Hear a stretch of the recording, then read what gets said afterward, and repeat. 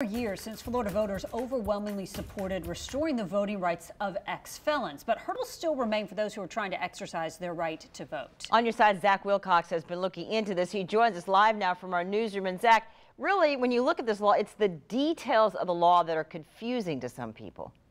Yeah, Jeannie, in order to cast a ballot, ex-felons are required to have completed their sentence. So we're talking the 3 Ps: prison time, parole, and probation. Now, that's pretty straightforward and simple to stay on top of. However, when lawmakers turned the ballot amendment into a law, they added an additional requirement that felons must have paid all fines associated with the sentence. And that's where things can get just a bit tricky. Felons are only required to pay what the court ordered to get a voter registration card, not late fees, interest, or unrelated outstanding balances. But recent crackdowns on voter fraud have created some concern and confusion. The Florida Rights Restoration Coalition I checked in with, they advocate for former felons, and they said they've heard of several dozen cases where returning citizens who've been issued a card and voted later found out they were ineligible and were arrested for voter fraud.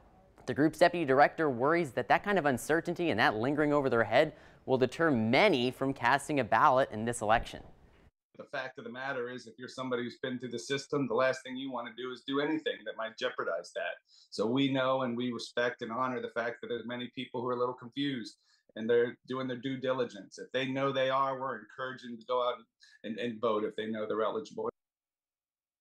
That his group can help, and they can help by putting those concerned in connection with a lawyer, but he's hoping that by 2024 the state will have a database that allows people to check whether they have outstanding balances. But for now, if someone isn't sure of where they stand, local elections officials suggest checking with the clerk of courts. In the newsroom, Zach Wilcox, First Coast News, on your side.